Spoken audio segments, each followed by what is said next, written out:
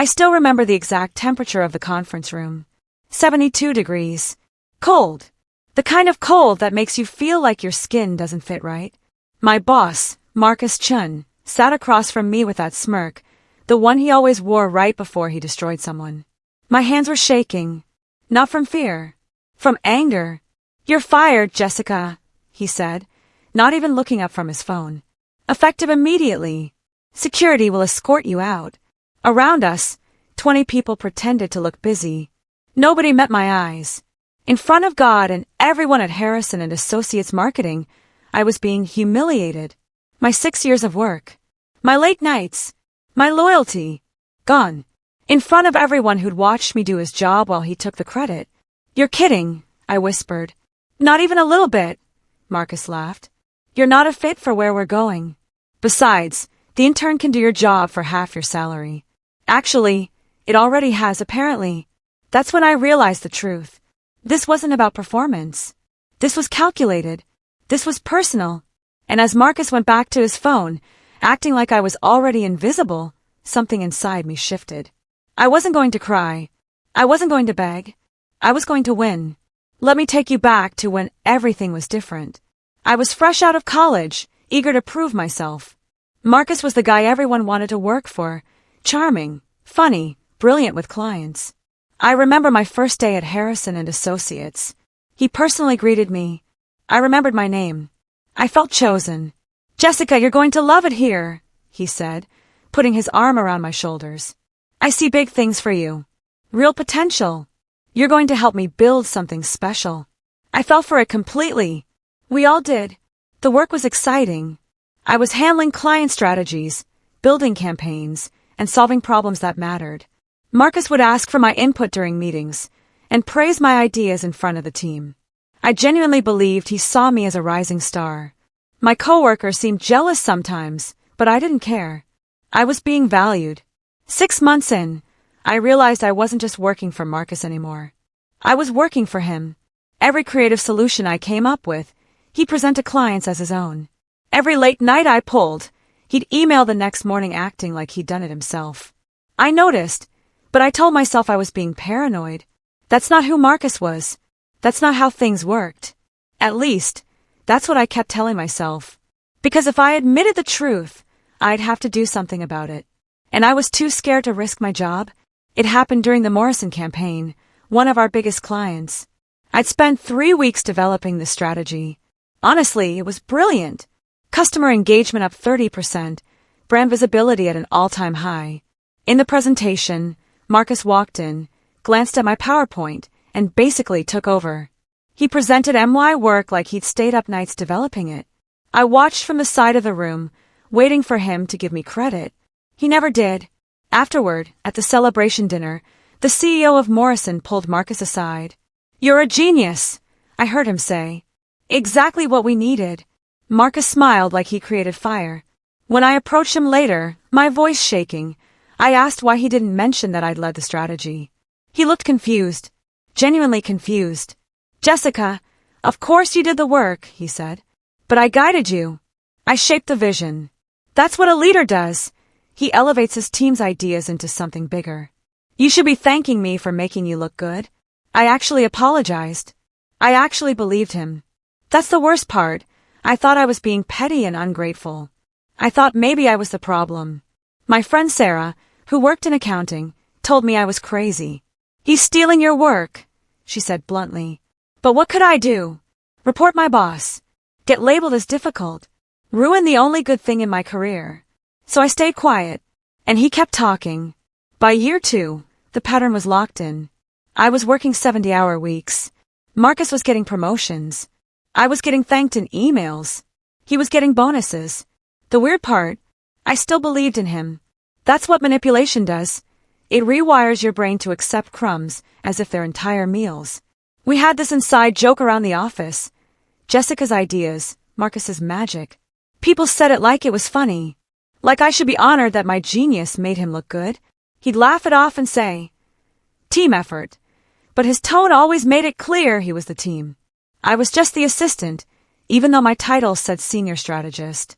I remember one night, around midnight, I was in the office finishing a pitch for a new client. Marcus came in with coffee. "You're incredible, Jessica," he said, sitting on my desk. "Really? The best mind I've ever worked with. You know that, right?" I looked up at him, this man who'd become everything to me professionally, and I felt grateful. So grateful that someone believed in me. "I know," I said, "and I meant it." "Good," he said, "because loyalty is everything in this business. The people who stick with me, who don't let ego get in the way, they're the ones who really make it." He kissed the top of my head like a father would and left. I went back to the pitch, the one I'd write that he'd present as his own, and kept working. That's when I should have left. I should have seen the cage he was building around me. Year 3 started with promise. A huge new client was coming on board. TechVision, a billion-dollar tech startup. This was the chance to prove myself, to finally get the recognition I deserved. Marcus assigned me as lead strategist. "You've got this," he said. "Just like always. We make magic together." I poured everything into that campaign. I didn't sleep properly for 4 weeks. I came in on weekends. I turned down dates and canceled plans with my family. This was it. This was going to be the moment everyone saw what I could do. The presentation was flawless. TechVision loved it. They signed a 3-year contract worth $2 million. In the meeting, I watched the client's face light up. I'd done that. Me. That night, there was a celebration at the office. Everyone was there. Marcus gave a speech about his vision for the campaign. He talked about leading the charge and driving innovation. He mentioned the team once, in passing, like we were furniture.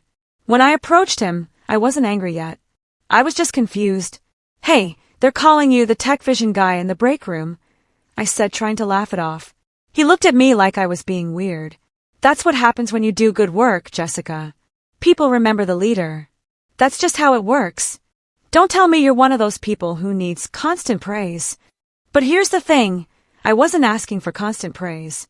I was asking for basic honesty, for credit, for acknowledgement. He made me feel like I was asking for the moon. By year 4, something had shifted inside me. I started noticing things I'd ignored before. Marcus only praised me privately, never in front of others. When someone else had a good idea, he'd say, "That's interesting, but here's why it won't work," then explain why his alternative was better. But when I suggested something, he'd go quiet, then present his refined version of my idea the next day, as if he'd been thinking about it all along. I started documenting things. Not consciously at first. Just screenshots. Emails where I'd clearly outlined a strategy, followed by his email to the client presenting the exact same thing with his signature on it. Slack messages where I'd solved a problem, followed by his text to our boss claiming credit. At first, I thought maybe I was being paranoid. Maybe I was seeing patterns that weren't there. Then I talked to Derek, who worked in the same department. He'd left Marcus's team 6 months before. "He does this to everyone," Derek told me over coffee. "Gets talented people, uses them up, spits them out. I watched him do it to 3 people before me. They all left. But he tells everyone they just weren't cut out for it." "Why didn't anyone say anything?" I asked. "Because he's charming. And because nobody believes you until he does it to them. It's the perfect crime. He makes you doubt yourself so much that you think you're the crazy one." That conversation woke something up in me. I wasn't losing my mind. I wasn't being ungrateful. I was being used. But I still didn't leave. I was scared. What if I couldn't find another job? What if my resume was damaged? What if he was right, and without him, I was nothing? That fear kept me trapped. It was a Tuesday in November. I was sitting in my apartment when I got an email from Human Resources. They were restructuring my department. I was being let go due to performance concerns.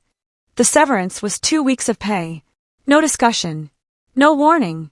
I called Marcus immediately. He was dismissive. "These things happen," he said. "I actually think it might be good for you. You were plateauing anyway." Plateauing? I was carrying the entire department. Then he said something that broke me. "Between you and me, I didn't fight very hard for you. You seemed burned out. I thought you might need a break." He didn't fight for me because I'd become a liability, someone who knew too much about how he operated. Someone who might, eventually, call him out. So they got rid of me quietly. I hung up the phone and cried. Not pretty crying. The kind where you can't breathe. The kind where you realize you've wasted 4 years of your life on someone who never valued you at all. My mom came over. She held me while I fell apart. "What are you going to do?" she asked. "I don't know," I said. "I feel like I'm nothing. Like everything I thought I was, it was never real." But as I sat there in my mom's arms, something dangerous started growing inside me. Not rage. Something colder than that. Determination. For the first 2 weeks, I was devastated. I couldn't get out of bed most days. But by week 3, a switch flipped. I started researching. I pulled together every email I'd ever saved from Marcus. I cross-referenced them with his presentations to clients. I looked at the timeline of his promotions and how they aligned perfectly with my projects. I checked the LinkedIn profiles of everyone who'd worked with him over the years. A pattern emerged. Every 2 to 3 years, Marcus would fire someone and hire a replacement. Every person who'd left had similar stories. They'd all said the same thing. They felt burned out, undervalued, and confused about what went wrong. One woman, Megan, had actually started a blog about workplace manipulation. I read every word.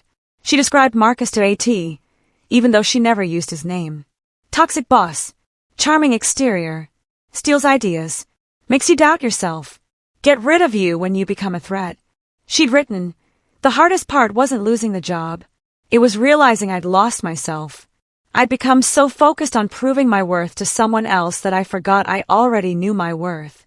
Reading that, something clicked. I wasn't a failure. I wasn't burned out. I was being systematically destroyed by someone who was good at making it look like it was my fault. And now I had nothing to lose. I didn't have some elaborate revenge scheme from day one. But I did know one thing. I wasn't going to let this die. I started job hunting with a new attitude. This wasn't about just finding work. This was about positioning myself. I researched companies that competed with Harrison and Associates. I looked at where the money was, where the power was. After 3 weeks of applications, I got an interview at Pinnacle Marketing, Harrison's biggest competitor. They wanted someone with experience in tech strategy, someone who understood high-level clients. They wanted someone exactly like me. The interview went incredible. By the end, they offered me the position. Senior Vice President of Strategic Partnerships. Double my salary. Title with actual authority. The ability to build my own team.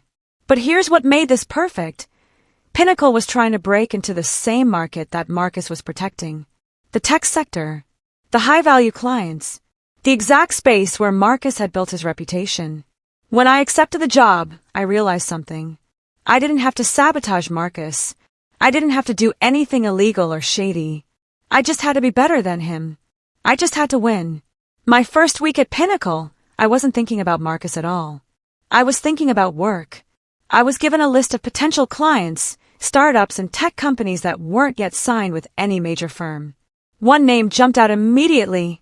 Innovate Tech, a mid-sized software company that was about to hit the big time. I knew Innovate Tech because Marcus had been pitching them for months. He told me all about it during coffee once, complaining about how impossible the owner, James Rodriguez, was. James wanted something different, something nobody was offering. James wanted authentic partnership, not just pretty campaigns. I called him directly, not through formal channels, just a genuine conversation. I told him about my background, about the campaigns I'd actually created, not the Marcus versions, and about what I believed a real partnership could look like. 3 days later, I was sitting across from James at lunch. "Your work is incredible," he said, showing me my portfolio. The real work, not the Marcus-branded versions. I don't know why Marcus never showed me the stuff. He didn't. I asked, surprised. No. He kept showing me watered-down concepts. Like he didn't believe in what we were doing. Like he was just going through the motions. That's when I realized something powerful. Marcus had gotten complacent. He'd coasted on old charm and didn't actually do the work anymore. He just recycled strategies and relied on people like me to make him look good. I wasn't just going to be better than Marcus's work. I was going to be better than Marcus. Innovate Tech signed with Pinnacle. It was our biggest client in the tech space, a huge deal for the company. But it was more than that. It was my first real victory. My first real proof that I wasn't dependent on Marcus's name to succeed. Within 2 months, I'd brought in 3 more major clients. All companies that Marcus had pitched to and failed to close. All situations where I'd understood what the client actually needed, while Marcus had just tried to sell them generic solutions. I wasn't bragging or being aggressive. I was just doing the work. Real work. Thoughtful work. The kind of work I'd been doing for Marcus all those years, except now I was getting credit for it. Word started spreading around the industry. There's this new VP at Pinnacle who actually listens to clients. Jessica Morrison is the real deal. If you want someone who'll actually care about your business, not just your ad budget, call Pinnacle. I wasn't calling Marcus or trying to hurt him. I was just existing. Just doing my job well. But my success was, by definition, his failure. Because we were competing in the same space, and suddenly, he wasn't winning anymore. Around month 4 at Pinnacle, I heard through the grapevine that Harrison and Associates was having problems. They'd lost 2 major clients. Money was tight. Marcus was stressed. I felt nothing. Not satisfied. Not anger. Just clarity. I'd made my choice to be better. The rest was just consequences. I ran into Marcus at an industry conference. Literally ran into him outside the bathroom. We both froze. He looked thinner somehow. Tired. Not like the confident guy I used to know. "Jessica," he said, forcing a smile. "I heard you landed some big accounts. That's great. Really great. Thanks," I said simply. "How are you liking Pinnacle?" He was trying to be casual, but I could see the tension in his jaw. He knew. He knew exactly what was happening. "I like it. It's nice to work somewhere that values honesty." The smile faded. "Is that a dig at me?" I looked at him, really looked at him. This man who'd controlled my life for 4 years. Who'd made me doubt myself. Who treated me like a tool to be used and discarded. "No," I said. "It's not a dig. It's just the truth. I'm doing fine now. Better than fine. And maybe that bothers you, but honestly, that's not my problem anymore." He grabbed my arm. Not hard, but enough to make a point. "You think you're something special now? You're nothing without me, Jessica. Literally nothing. You couldn't have done any of this without me teaching you." I pulled my arm away. "Actually, I did do all of this. I've been doing it. While you took the credit. And you know what I realized? I don't need you. I never did. I just thought I did." I walked away before he could respond. But at that moment, I knew something had shifted. He was scared. Not just professionally. He was genuinely frightened that the person he'd discarded had become stronger than him. He should be scared. Everything was going perfectly. Too perfect. That's when the email came. It was from a lawyer representing Innovate Tech. They were suing Pinnacle, and specifically me, for stolen intellectual property and contract violations. The claim was that I'd stolen ideas from Harrison and Associates and used them in my work for Innovate Tech. That I'd misused confidential client information. That I'd violated my non-compete agreement. I felt my entire world tilt. I called the lawyer immediately. "This is insane," I told him. "I developed all those strategies myself. They're my ideas. I have email trails proving I created them." "Perhaps," the lawyer said calmly. "But you also signed a non-compete agreement with Harrison and Associates stating you couldn't work with competing firms for 2 years. You've been at Pinnacle for 4 months." My stomach dropped. I didn't even remember signing a non-compete. I'd signed so many documents when I started at Harrison. I hadn't read them all carefully.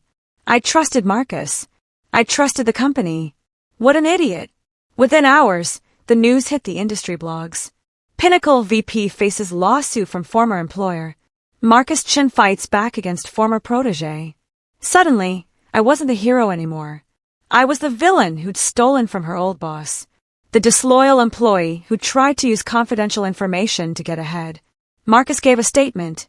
"This is very difficult. Jessica was like family to me. I mentored her, believed in her, and gave her every opportunity. And this is how she repays me, by stealing from us and competing directly." People believed him. Of course they did. He was good at this. He'd been practicing for years. My new boss at Pinnacle called me into his office. "Jessica, I need to be honest with you. This lawsuit, it's complicated. We might have to distance ourselves from you until this is resolved." I realized, sitting in that chair, that I was back where I started. Alone. Doubted. facing impossible odds. But this time, I was ready to fight. I hired a lawyer. A good one. Her name was Susan Davis, and she didn't pull punches. "This non-compete is garbage," she said after reading it. "It's overly broad, poorly defined, and almost certainly unenforceable. They're banking on you being scared and settling. Don't do that." But she also warned me, the discovery process is going to be ugly. They're going to dig into everything. They're going to try to find something, anything, they can use against you. "Let them," I said. Then I made a decision that changed everything. I went through every email I'd saved from my time at Harrison, every document, every file, every piece of evidence showing that I'd created the work Marcus took credit for. I organized it all chronologically and handed it to Susan. "This is going to be relevant," I told her. "In discovery, they're going to have to reveal how they operate, and this proves it." Susan looked through the files, her eyes getting wider. "Oh," she said simply. "Oh, this is really bad for them." "What do you mean?" "I mean, Jessica, if this comes out in court, the way they systematically took credit for your work, the way they fired you despite your contributions, this isn't just a non-compete issue anymore. This is potential fraud. This is workplace misconduct." I hadn't thought about it that way. I'd just been documenting my own pain. But Susan was right. The evidence of what I'd suffered told a much bigger story. "Can we use it?" I asked. "Maybe," she said. "But we have to be smart about it." The lawsuit went into the discovery phase. That's when everything started falling apart for Marcus. Discovery is the legal process where both sides have to share all their documents and evidence. Harrison and Associates had to turn over emails, financial records, communications, everything. And in those documents, something incredible was found. The evidence of their systematic pattern of taking credit for employees' work. Not just my work. Years of it. Former employees' ideas being presented under Marcus's name. Projects where multiple people had contributed, but only Marcus got recognition and bonuses. Susan brought this to me. "This is huge," she said. "We're not just fighting a non-compete now. We're showing a pattern of employment practices that are, at best, unethical, and at worst, could expose them to class action liability." She filed a motion to dismiss the case based on what discovery revealed. She argued that Harrison's attempt to enforce this non-compete was part of a larger pattern of workplace abuse and misconduct. She painted a picture of a company that used and discarded talented people, then tried to legally prevent them from succeeding elsewhere. The judge was not impressed with Marcus's lawsuit. Within 2 weeks, the case was dismissed. Not just dismissed, the judge made a public statement that this lawsuit appeared to be retaliatory and had no merit. Marcus had overplayed his hand. He tried to destroy me, but in doing so, he'd exposed himself. Once the lawsuit was dismissed, the real story started circulating. A journalist from an industry magazine picked up on the legal documents. She started researching. She called former employees of Harrison and Associates. She found Megan, the woman who'd written the blog. She found Derek. She found 3 other people who'd all had similar experiences with Marcus. The story was huge. How a charismatic marketing leader built his career on stolen ideas and fired his competitors. The article detailed the pattern. It showed emails where employees had suggested ideas, followed by presentations where Marcus took credit. It quoted people saying they'd been set up to fail, then fired for poor performance. But here's the thing. The journalist didn't focus on Marcus's cruelty, even though it was there. She focused on the systemic problem. This was happening everywhere in the industry. Talented people were being used up and discarded. And when they tried to succeed on their own, they were threatened with lawsuits. The article went viral in marketing circles. Within days, it had been shared thousands of times. LinkedIn posts, industry forums, Twitter. People were angry, not just at Marcus, at the entire culture that had allowed this to happen. And Marcus, he was no longer just a guy people knew in the industry. He was now the guy from that article. The cautionary tale. The pressure started coming from inside Harrison and Associates. I don't know all the details. I'm not there anymore, but I heard through the grapevine that employees were talking. People who'd been inspired by the article were comparing notes. People who'd felt mistreated were speaking up. The company's board of directors called for an investigation. Marcus's role was temporarily suspended while they looked into the allegations. Then, apparently, some current employees requested transfers away from his department. Others started documenting instances of idea theft and misconduct, worried they'd be next. One person I knew, a designer named Sophia, reached out to me. "I've been working here for 2 years," she said. "I thought I was just not good enough." Reading that article, I realized I wasn't the problem. He is. Sophia was one of 15 people who formally complained to HR about Marcus's management practices. I felt something shift inside me then. This wasn't about me anymore. This was about all the people he'd hurt, and they were finally being heard. 3 months after the lawsuit was dismissed, Marcus resigned from Harrison and Associates. It wasn't a dramatic resignation. He didn't make a statement. He just left. There was an internal email saying he decided to pursue other opportunities. The company thanked him for his service, but everyone knew the truth. He'd been forced out. The company couldn't afford the liability anymore. Not with all the allegations. Not with the public attention.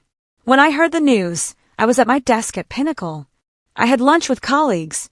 I answered emails. I lived my life normally. Because that's the thing about real justice. It doesn't require you to celebrate. It doesn't need your validation. It just is. Marcus had built his career on the backs of people like me. And when we finally spoke up, when the truth finally came out, everything he built collapsed. Not because I destroyed him. Because he destroyed himself. He just needed time and distance for everyone else to see it. A few weeks after Marcus left, I got a call from Harrison and Associates' new VP of HR. "We want to make this right," she said.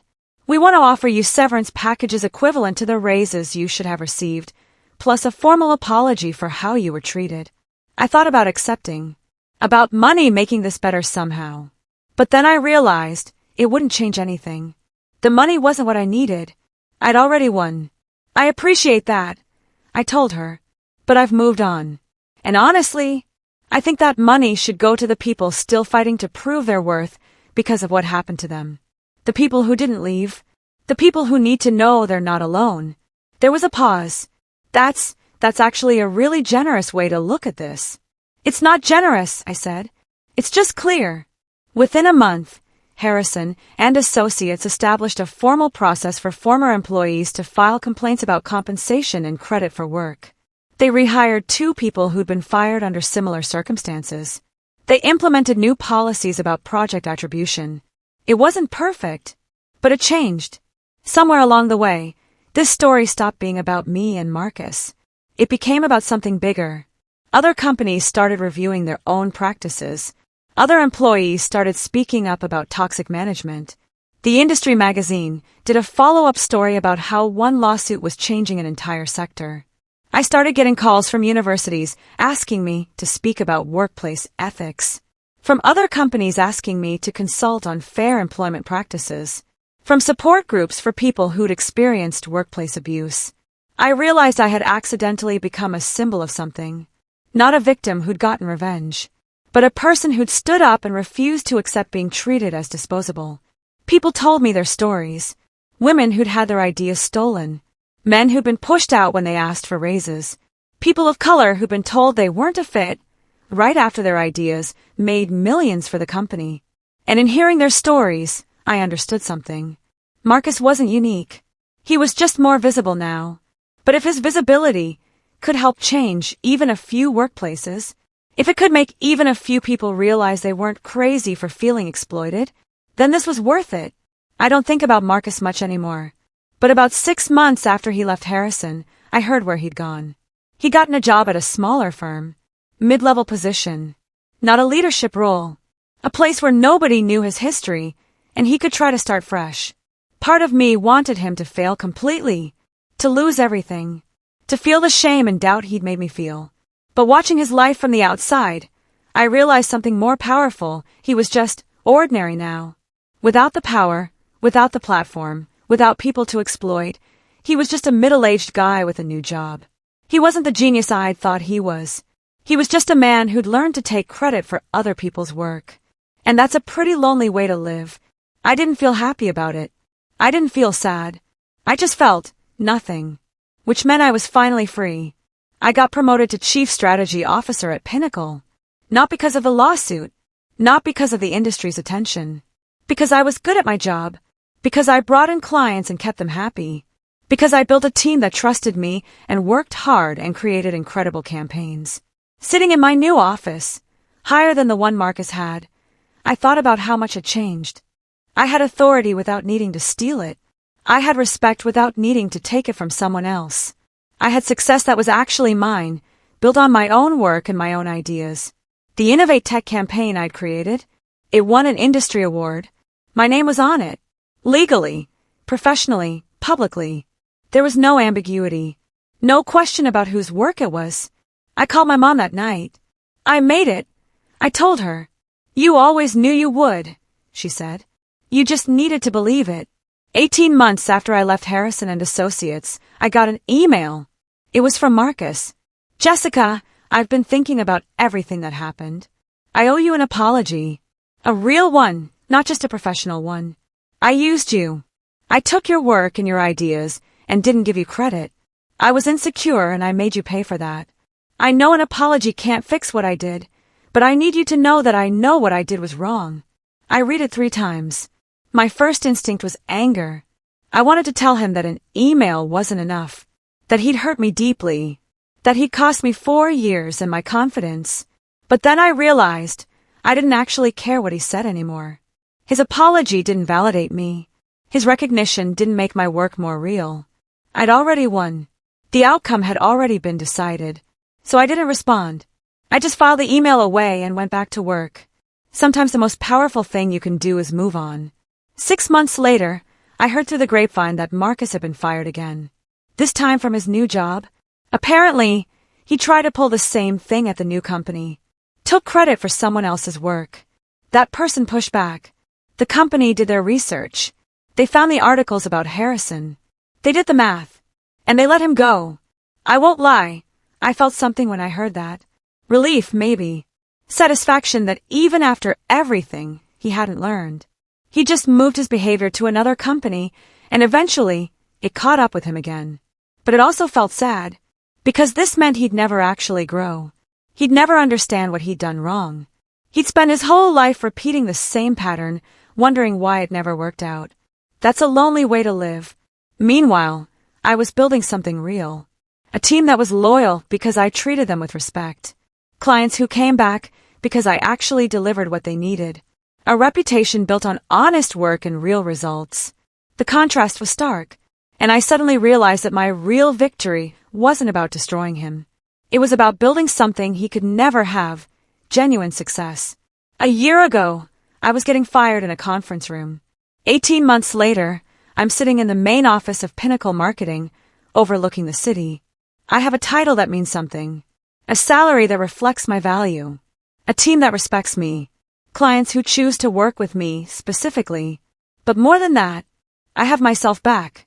I believe in my own ideas now. I don't second-guess my abilities.